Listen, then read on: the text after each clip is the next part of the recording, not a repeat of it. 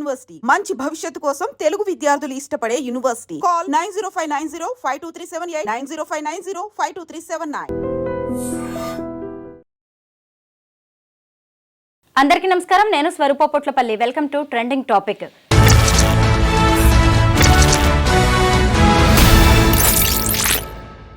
అనకాపల్లి జిల్లాలో జరిగిన హిజ్రా దీపు హత్య కేసులో సంచలన విషయాలు వెలుగు చూస్తూ ఉన్నాయి. ముఖ్యంగా ఇద్దరు హిజ్రాలు ఒక డెలివరీ బాయ్ మధ్య జరిగిన ఒక విషయమే ఈ హత్యకు దారితీసినట్టుగా తెలుస్తోంది. ఆ దీపు అనే ఆమెని చంపడమే కాకుండా 10 ముక్కలుగా చేసి బయట పడేయడం అనేది అందరినీ బాధకు గురిచేస్తోంది. ప్రస్తుతం నాతో పాటు ట్రాన్స్జెండర్స్ రైట్స్ యాక్టివిస్ట్ రచన ముద్రబోయిన ఉన్నారు. ఆవిడతో మాట్లాడి ఈ కేసు గురించి అనేక విషయాలు తెలుసుకుందాం. నమస్తే రచన. అసలు ఏం జరిగింది? దీపుని ఇంత దారుణంగా చంపాల్సిన అవసరం ఎవరికి వచ్చింది?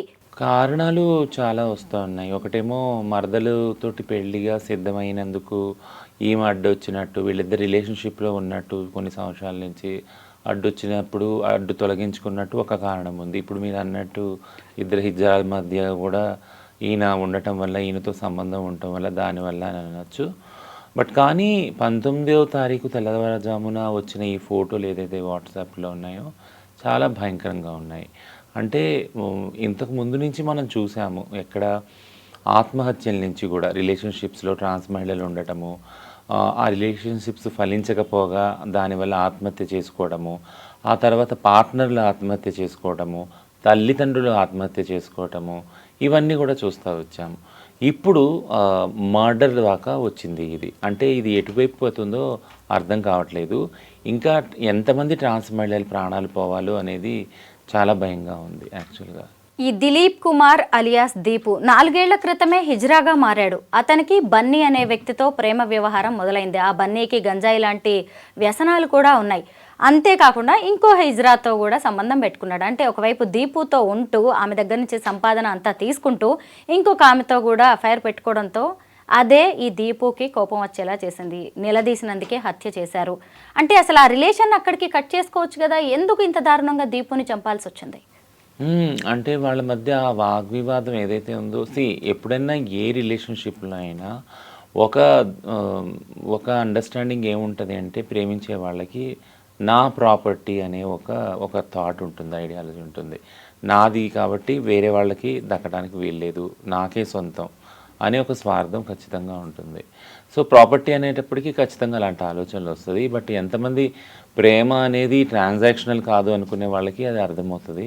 బట్ ఇది అలాంటి భావజాలం నుంచి వచ్చింది కాబట్టి నా మనిషి, నా వ్యక్తి, వేరే వాళ్ళతో వెళ్ళకూడదు, వేరే వాళ్ళతో ఏ సంబంధాలు అనే దగ్గర ఆ పొట్లాటలన్నీ స్టార్ట్ అవుతాయి. యాక్చువల్గా తెలిసి ఆ రిలేషన్షిప్ చాలా బాధగా ఉంటుంది ఇద్దరికి కూడా. ఎప్పుడు కూడా ఏమంటారు, కబాబ్ మీ హడ్డీ అంటారు కదా మన హిందీలో, అట్లానే ఉంటుంది. అది ఎప్పుడు కూడా ఫలించదు. తెలియకుండా జరిగితే ఇంకా అది మనం చెప్పలేము యాక్చువల్గా. సో ఈ అన్ని రిలేషన్షిప్స్లో కూడా మాలో ఉన్న కొద్ది కాలం ఎంట్రీ అంటే సరిగ్గా స్టార్ట్ అయిన కాలంలో చాలా సన్నిహితంగా, చాలా క్లోజ్గా, చాలా రొమాంటిక్గా, అంతా ఒక హనీమూన్ పీరియడ్ అంటారు అలా ఉంటుంది.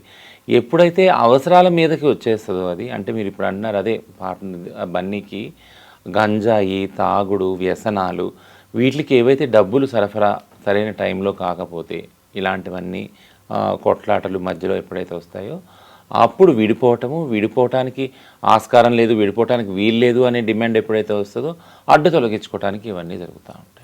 ఈ బన్నీ అనే వ్యక్తిని ఉరి తీయాలనే డిమాండ్ కూడా వినిపిస్తోంది. ముఖ్యంగా హిజ్రాలందరూ కలిసి అక్కడ ఆందోళన చేస్తున్నారు. మీరేమంటారు? లేదు, దానికి నేను చాలా వ్యతిరేకము. ఎందుకంటే మనం అందరం ఒక చట్ట పరిధిలోనే మనం ఆలోచించాలి, చట్టాన్ని గౌరవించాలి. కాబట్టి చట్టం ఎలాగపోతుందో ఆ పద్ధతిలోనే మనం అందరం వెళ్ళి పోలీసు చట్టాన్ని అమలుపరచడానికి ఉన్నారు. పోలీస్ వ్యవస్థ మీద నమ్మకం ఉంచుకోవాలి. పోలీసులు ఎవరైతే చేశారో నేరస్తులను పట్టుకుంటారు, వాళ్ళు జైలు పంపిస్తారు, సరైన ప్రొసీజర్లో కోర్టు దాకా తీసుకొని వెళ్తారు. కోర్టులో చట్టం ఏం చెప్తుందో న్యాయస్థానాన్ని మనం అందరం కూడా సమ్మతించి దాన్ని గౌరవించి ఆ న్యాయానికి అనుగుణంగానే ఉండాలి. కానీ మనము ఇలా ఉరులు తీయాలి, ఇంకోటి చేయాలి, చాలా వస్తున్నాయి. అంటే ఇలాంటి కేసుల్లో ముఖ్యంగా టెంటివ్గా ఇన్స్టెంట్గా ఒక డిమాండ్స్ వస్తాయి ఏంటంటే ప్రాణానికి ప్రాణం అనేది, కన్నుకు కన్ను అనేది, అదైతే ఎప్పుడు కూడా నీతి కాదు, చట్టం కాదు. సో మనందరం సంబంధించి మనందరికీ అగ్రీ చేసుకున్న ఒక రాజ్యాంగం ఉంది. రాజ్యాంగాన్ని అనుసంధానమై చాలా చట్టాలు ఉన్నాయి కాబట్టి చట్టాన్ని ఫాలో అయ్యి ఏ విధానంలో శిక్ష పడితే ఆ శిక్షకే నేను ఒప్పుకుంటాను. ఫస్ట్ నుంచి కూడా అంటే ఆ రోజు జరిగిన ఇన్సిడెంట్ దగ్గర నుంచి కూడా కంటిన్యూస్గా ఎవరికీ నిద్రలేదు, ఫాలోఅప్లో ఉన్నాం, పోలీసు వాళ్ళతో మాట్లాడుతున్నాం, కమ్యూనిటీ తోటి మీడియా అక్కడ సెన్సిటైజేషను, మీడియా ప్రెస్ మీట్లు ఇవన్నీ కూడా జరుగుతూ ఉన్నాయి. కంటిన్యూస్గా నేను రాసి పంపిస్తూ ఉన్నాను, వాయిస్ మెసేజ్లు ఫాలోఅప్ అవుతూ ఉన్నాను. వాళ్ళకు ఒకటే చెప్పాను ఏంటి అంటే 3 డిమాండ్లు చెప్పాను వాళ్ళ ముందు పెట్టమని, ఐదర్ గవర్నమెంట్ కానీ పోలీస్ డిపార్ట్మెంట్ కానీ ఏదైనా కానీ. ఫస్ట్ డిమాండ్ ఏంటి అంటే ఇంత దారుణమైన హత్య ఏదైతే ఒక మనిషి శరీరాన్ని 2 భాగాలుగా నరికారు అంటే అది కేవలం ఒక మనిషి వల్ల వీలు కాదు. ఖచ్చితంగా ఇందులో ఒకటికి మించి ఎక్కువ మంది మనుషులు ఉన్నారు. 10 భాగాలుగా చేయడం అంటే చిన్న విషయం. అది కూడా ఇంకొకటి మీరు గమనించారా అంటే ఒక బ్రెడ్ స్లైస్ను కోసినట్టు 2 భాగాలుగా ఒక శరీరం ఎలా అవుతుంది? ఖచ్చితంగా అది రంపపు కోత అయి ఉండాలి. అంటే కాళ్ళు కట్టిన కాళ్ళకు మన కింద భాగం దొరికింది, కాళ్ళు 2 కట్టేశారు కాబట్టి ఖచ్చితంగా ఏదో ఒక రంపం సంబంధించిన ఒక యంత్రం మీద ఈ శరీరాన్ని తీసుకొని వెళ్ళారు. ఖచ్చితంగా దీనిలో ఒకరికన్నా ఎక్కువ ఉండే ఉంటారు. సో వాళ్ళు ఎవరు అనేది ఇన్వెస్టిగేషన్ చేసి పోలీసు వాళ్ళు రాబట్టాలి. A1 ఏదైతే బన్నీ ఉన్నాడో తనతో పాటు వాళ్ళని కూడా జోడించాలి. రెండో డిమాండ్ ఏంటంటే అసలు ఈ హత్యకి దారితీసిన విషయం ఏమిటి? కేవలం వ్యసనాలకే బానిసయ్యి ఈ డబ్బుల కోసము, మద్యం కోసము లేదా డ్రగ్స్ కోసము వీటన్నిటి కోసము ఈ బన్నీ అనే వ్యక్తి ఈమె దగ్గర అలవాటయ్యి అది దొరకలేదు కాబట్టి, ఇవ్వట్లేదు కాబట్టి హత్య చేశాడా, లేదా మనం అనుకున్నట్టు ఇప్పుడు వచ్చిన కథనాల ప్రకారం ఆయనకు ఒక పెళ్ళి మళ్ళీ ఉంది మరదలతోటి కాబట్టి ఈమెను అడ్డు తొలగించుకోవడానికి చేశాడా, లేదా ఇంకొక హిజాబ్ ప్రమేయంతో చేశాడా? ఇవన్నీ కూడా ఇన్వెస్టిగేషన్ చేయాలి. ఎందుకు చేయాలి అంటున్నానంటే ఈ టైంలో ఒక టైం అయిపోయాక ఇప్పుడు చేస్తున్న ఆందోళనలు కానీ ప్రెస్ మీట్లు కానీ అన్నీ సమసిపోతాయి. ఎటోళ్ళు అటు వెళ్ళిపోతారు, అంతా మర్చిపోతారు. బట్ ఒక 10 రోజుల తర్వాత 2 రోజుల తర్వాత ఒక విక్టిమ్ బ్లేమ్ ఏమైనా వస్తుందంటే లేదు ఇదే హిజ్రాని ఎవరైతే చంపారు ఈ హిజ్రా మీదే మళ్ళీ విక్టిమ్ బ్లేమింగ్ అవుతుంది. లేదు ఆమెది తప్పు ఉందంట, ఆమె ఇలా చేసింది కాబట్టి అలా చేశాడంట. అంకిత రాజ్ కేసులో కూడా మీరు చూసుంటారు కదా, ఖచ్చితంగా ఈమె చేసి ఉండబట్టి ఆయన వదిలేశాడు. సో ఎప్పుడైతే సమాజంలో కొంతమంది వ్యక్తుల పట్ల సరైన అంటే దృక్పథం ఉండదో, అంటే చాలా వీళ్ళు చెడ్డవాళ్ళు అనే దృక్పథం ఉంటుందో ఖచ్చితంగా వాళ్ళకి అది పనిష్మెంట్ అది అలాగే జరగాలనేది కూడా సమాజం నిర్ణయిస్తుంది. వీళ్ళు ఇలా చేసి ఉండొచ్చు అందుకే ఇలా జరిగి ఉంటుంది అనేసి. కనుక రెండో డిమాండ్ ఫెయిర్ ఇన్వెస్టిగేషన్తో పాటు కారణాలు కనుక్కోవాలి. మూడో డిమాండ్ ఏంటంటే ప్రభుత్వాన్ని ఓన్లీ ఆంధ్రప్రదేశ్ చంద్రబాబు నాయుడు గారికే కాకుండా రేవంత్ రెడ్డి గారికి కూడా నేను ఇద్దరికి విన్నవించుకునేది ఏంటంటే prevention is better than cure. ఇలాంటివి 80% ట్రాన్స్ మహిళల జీవితాల్లో జరుగుతున్నాయి.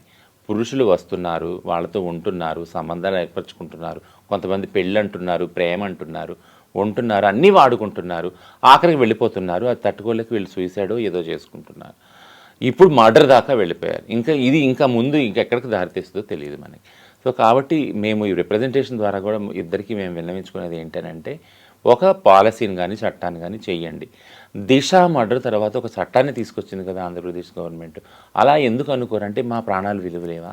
మా ప్రాణాలకు కూడా విలువ ఉంది కదా, మా ప్రాణాలు రక్షించే బాధ్యత ప్రభుత్వానికి ఉంది కదా. కాబట్టి నేను అంటుంది ఏంటంటే ప్రివెన్షన్ ఈజ్ బెటర్. దానికి ఒక ట్రాన్స్ మహిళతోటి ఒక పురుషుడు ఒక రిలేషన్షిప్లో ఎంటర్ కావాలంటే ఖచ్చితంగా కొన్ని బౌండరీస్ పెట్టుకోవాలి, కొన్ని కట్టుబాట్లు, కొన్ని సీమలు ఏర్పరచుకోవాలి. మీరు కనుక ఉండినంతకాలం ఉండండి, ప్రేమతో ఉంటారో పెళ్లితో చేసుకుని ఉంటారో అది వేరే విషయం.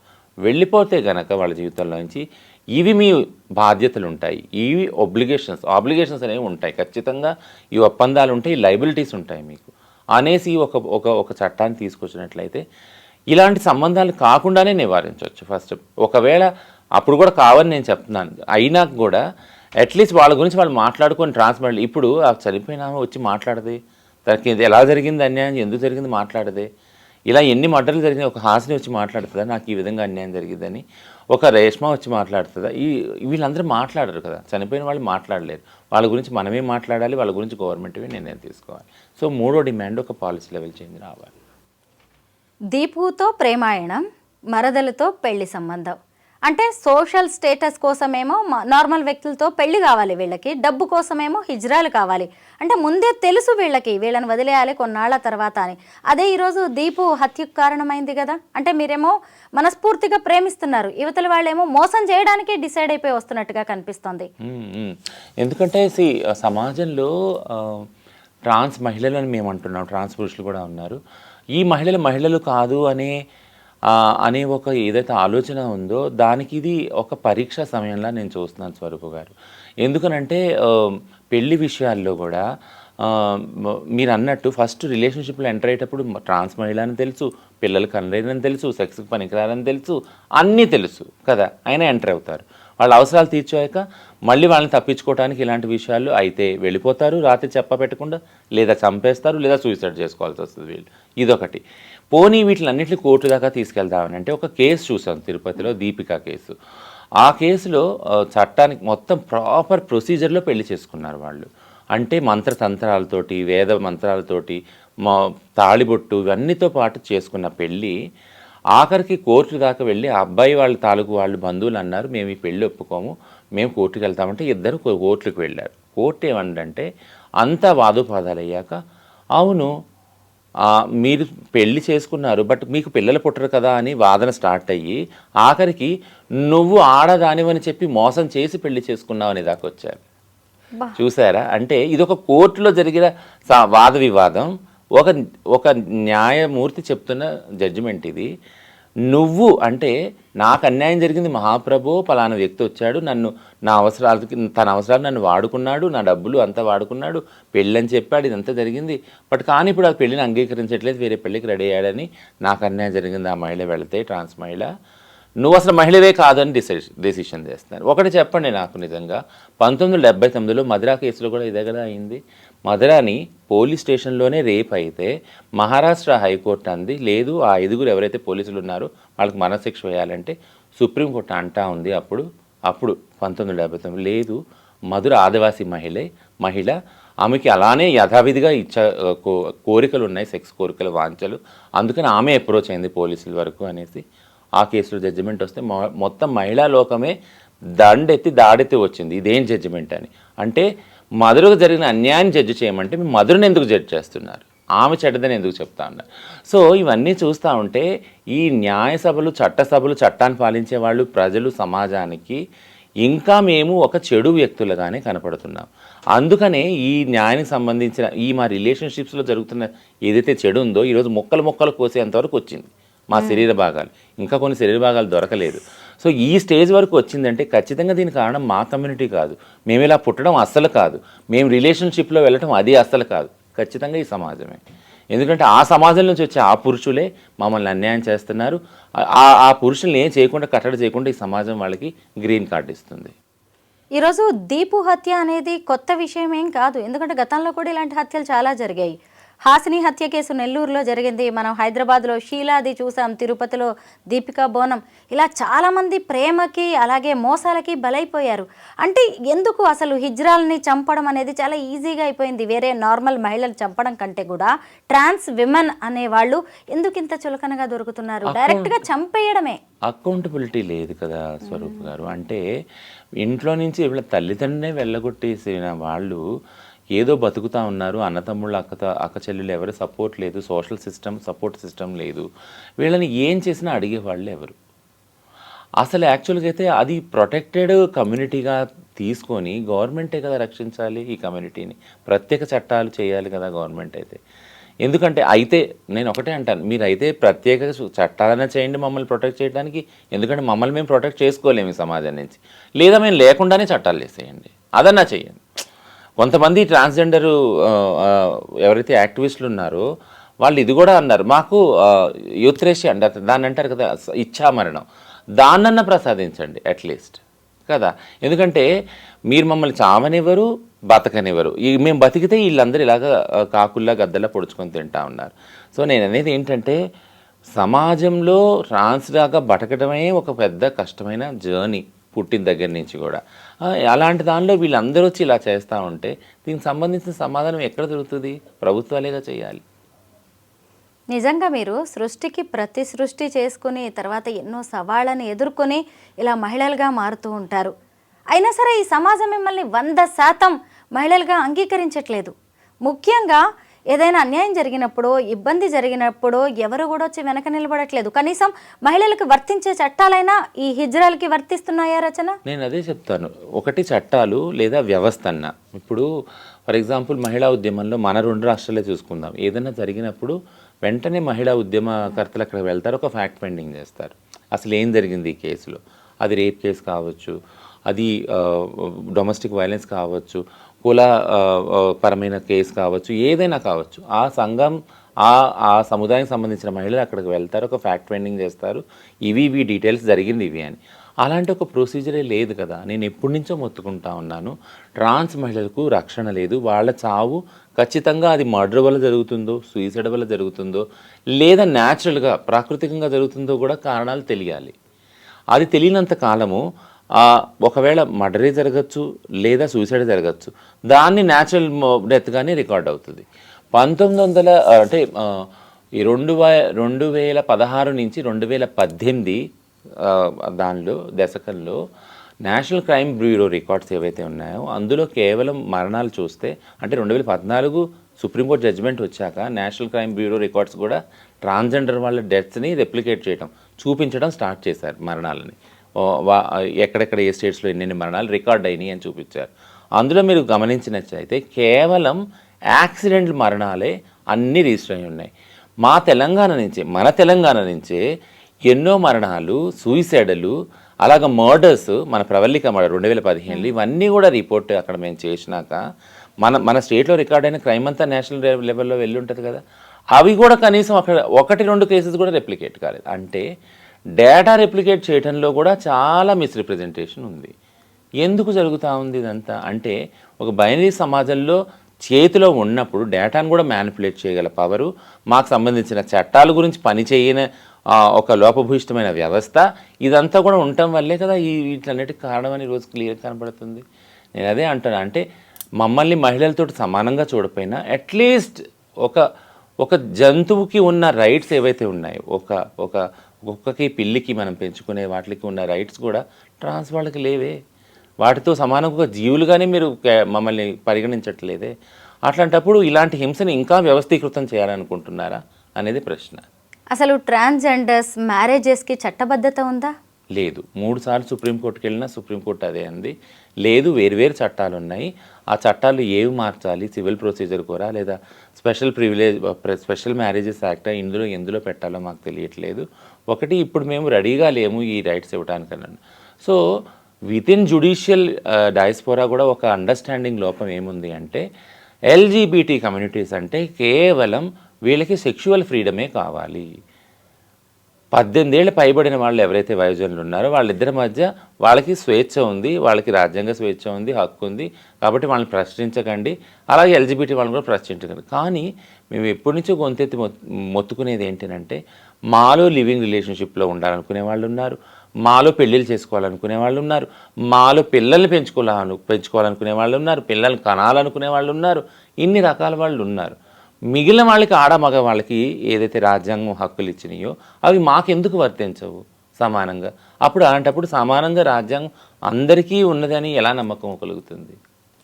ఇప్పుడు ఒక ట్రాన్స్ విమెన్, ఈ అబ్బాయి నన్ను మోసం చేశాడు, నన్ను ప్రేమించాడు, పెళ్లి చేసుకుంటానన్నాడు, నాతో ఉంటానన్నాడు, నన్ను అన్ని రకాలుగా వాడుకున్నాడు అని చెప్పి పోలీసుల దగ్గరికి వెళ్తే ఎవరైనా, అసలు పోలీసులైనా రెస్పాండ్ అయ్యే పరిస్థితులు కనిపిస్తున్నాయా? లేదు. అసలు నువ్వేం చేస్తావు ఫస్ట్ అని అడుగుతారు మమ్మల్ని. లేదయ్యా నేను ఇలా అడుక్కుంటాను, సెక్స్ వర్క్ చేసుకుంటాను అంటే, అయినా అలాంటప్పుడు నీ దగ్గర అసలు ఎందుకు నీతో ఎవరుంటారు ఉండటానికి? నీకు అసలు ఏం అర్హత ఉంది రిలేషన్ అని వాళ్ళే జడ్జ్ చేసేస్తారు ముందు. అంటే నీకు అసలు అర్హతే లేదు కదా, నువ్వు ఆల్రెడీ వాల్యూస్ లేని దానివి ఈ సమాజంలో, ఇంకా నీతో ఉండటానికి రావటం ఆయన చేసిన ఒక గొప్ప దయ, ఆయన హృదయం పెద్ద హృదయం, అందుకనే నీతో బతకడానికి వచ్చాడని ఉల్టా చెప్తారు మాకే. యాక్చువల్ ఎన్నో కేసుల్లో మేము చూసామన్నమాట. ఏం చూసుకొని నీ దగ్గరికి వచ్చాడు ఆయన అని ఉల్టా మమ్మల్ని ప్రశ్నిస్తారు. ఒకవేళ ఆ వ్యక్తిని తీసుకొచ్చినా, మమ్మల్ని కొట్టిన ఆ వ్యక్తిని తీసుకొచ్చినా, నువ్వు ఏమనుకొని ఈమెతో వెళ్ళావు, ఈ ట్రాన్స్ అని తెలియదా, నీకు తెలిసి ఎందుకు వెళ్ళావని ఉల్టా ఈ విధంగా అడుగుతారు యాక్చువల్గా. అంతేగాని ఇలా వెళ్ళడం తప్పు, ఇలా చేయడం తప్పు, ఇలా ఒకరిని మానసికంగా హింసించడము, బాధ పెట్టడం తప్పు అని ఎవరి ఆలోచన కూడా నేను ఇప్పుడు వచ్చి వినడం చూడలేదు, చూడటం చేయలేదు నేను. అంకితా రాజ్ విషయంలో కూడా మనం గతంలో మాట్లాడుకున్నాం. ఆమె ట్రాన్స్ విమెన్, అతనేమో నార్మల్ అబ్బాయి. పెళ్లి చేసుకున్నారు, అందరికీ ఆదర్శప్రాయంగా మారారు. కానీ కొద్ది రోజులకే మోసపోయాననో లేదంటే ఇద్దరికి పడలేదో ఎవరికి వాళ్ళు విడిపోయారు, సైలెంట్ అయిపోయారు. అంటే అంకిత తెలివిగా నిర్ణయం తీసుకున్నట్ట, మిగతా వాళ్ళకి ఈ తెలివి లేదంటారా? తెలివిగా ప్లస్ హుందాగా కూడా కదా. There is a royal behaviour behind this కదా, ఇద్దరిది ఉంది. అది నేను అనేది మిగిలిన వాళ్ళకి తెలివి లేకుండా అని కాదు, బట్ అలాంటి వెసులుబాటు కూడా ఉండకపోవచ్చు. నేను అందుకే చెప్తాను ఇప్పుడు అంకిత రాజ్ విషయంలో అంకితని ఎంత ప్రేజ్ చేస్తానో, బీయింగ్ ఏ ట్రాన్స్ ఉమెన్, నా కమ్యూనిటీకి సంబంధించిన వ్యక్తి కాబట్టి రాజ్ను కూడా అంతే ప్రేజ్ చేస్తాను నేను. ఎందుకంటే అంత హుందాగానే ఒకవేళ కలిసి ఉందామన్నా పెళ్లి చేసుకుందామన్నా వాళ్ళు అదే చూపించారు. దక్షత, వివక్ష లేకుండా సమాజంలో నేను ముందుకు వస్తున్నాను, నేను చేసుకుంటాను అని రాజు ముందుకు రావటము, అలాగే పెళ్లి చేసుకోవటం, ఒక ఇంట్లో ఉండటము చేసుకోవటం, ఒకటి వనరులు తేవటం. యాక్చువల్గా ఆ అబ్బాయి తన డబ్బులు ఇన్వెస్ట్ చేయటం ఈ వ్యవస్థ మీద, నమ్మకం పెట్టే రిలేషన్షిప్ మీద, అది మనకు కనపడతా ఉంది. అదే విజ్ఞతతోటి వాళ్ళు ఉన్నంతకాలం ఉండి తర్వాత విడిపోదాం అనుకోవటము, విడిగా ఉండడం అని నిర్ణయం తీసుకోవటం, ఇదంతా కూడా ఈ ప్రొసీజర్ ఒక ఐడియల్ ప్రొసీజర్గా కనిపిస్తూ ఉంది కదా. సో అనేది అలాంటి వెసులుబాటు మిగిలిన వాళ్ళకి ఉండకపోవచ్చు. యాక్చువల్గా వచ్చేవాళ్ళు రిలేషన్షిప్లో ఎవరు చెప్పి రావట్లేదు. ఒక యాక్సిడెంట్లుగా రిలేషన్స్ జరుగుతున్నాయి, ఆ రిలేషన్షిప్లోకి వెళుతున్నారు, ఒక అనుకోని సంఘటన ద్వారా పరిచయాలు అవుతున్నాయి, కలిసి జీవించడం స్టార్ట్ చేస్తున్నారు, మళ్ళీ అనుకోని విధంగా ఒక సంఘటనలో విడిపోతూ ఉన్నారు. అక్కడ చెప్పుకోవటాలు, మాట్లాడుకోవటాలు, విడిపోవటాలు, ఆ బాధ్యతలు అనేవి ఏమీ లేవు ఆ రిలేషన్. సో దానివల్ల చాలా ట్రామా అనేది కలుగుతూ ఉంది. ఇప్పుడు దీపు లాంటి కేసెస్, ఇంకా కేసెస్ చాలా ఉన్నాయి. ఏ కేసుల్లో కూడా ఎవరికి పెద్దగా శిక్ష పడింది కానీ కేసులు సీరియస్గా ఉన్నదైతే కనిపించట్లేదు. ఇలాంటిదే మిగతా మోసగాళ్ళకు కూడా ఇవన్నీ ఛాన్సెస్గా కనిపిస్తూ ఉన్నాయి. ఇలా ఇంకొకళ్ళు కూడా ప్రేమించి ఇష్టపడి డబ్బులు అన్నీ వాడేసుకొని హత్యలు చేసి సైడ్ అయిపోవడం అనేది జరుగుతుంది. కనీసం ఇప్పుడైనా ట్రాన్స్ విమెన్ ఏమన్నా ధైర్యంగా నిర్ణయాలు తీసుకునే అవకాశం ఉందా? మనం ఇలాగా ఈ ఊబిలోకి వెళ్ళొద్దు, మనల్ని మోసం చేస్తున్నారు, మనకి పెళ్లి అనే వ్యక్తిగతంగా నిర్ణయాలు తీసుకొని ప్రయోజనం ఉండదు స్వరూప గారు. ఎందుకంటే ఒక వ్యక్తి యొక్క ఆలోచనలు నియంత్రించడం చాలా కష్టం సమాజంలో. కొన్ని వ్యవస్థగా ఏం చేసే అవకాశం ఉంది? సో ఒక వ్యక్తిని ఇప్పుడు ఫర్ ఎగ్జాంపుల్ మీరు చెప్తారా కౌన్సిలింగ్, ఇవన్నీ కూడా మమ్మల్ని అడుగుతారు క్లినిక్లో కూర్చున్నప్పుడు, మీరు ఇలా వెళ్ళొద్దు, మీరు రిస్క్ ఉంటుంది పలానా వాళ్ళతో వెళ్తే అంటే మనకు చెప్పకుండా చాలామంది వెళ్తూనే ఉంటారు రిలేషన్షిప్లో కదా. మనం చెప్పినా కూడా వెళ్తారు, ఎందుకంటే ఆ ఇన్స్టింక్ట్స్ అలా ఉంటాయి వాళ్ళకి. కాబట్టి ఆ విషయంలో కంట్రోల్ అనేది ఉండదు. But prevention is better than cure అని ఇందాక చెప్పాను నేను. ఎందుకంటే ఒక చట్టం అంటూ ఉంటే, ఒక పాలసీ అంటూ ఉంటే, ఒకవేళ ట్రాన్స్ మహిళలతోటి ఎంటర్ అవుతాం. ఎందుకంటే ఇప్పుడు గృహహింస చట్టం కానీ, sexual harassment at working place చట్టం కానీ, రేప్ చట్టం కానీ, SC/ST అట్రాసిటీ చట్టాలు, ఇవన్నీ కూడా మహిళల్ని, ఆయా కమ్యూనిటీకి సంబంధించిన మహిళల్ని ప్రొటెక్ట్ చేస్తూనే ఉన్నాయి.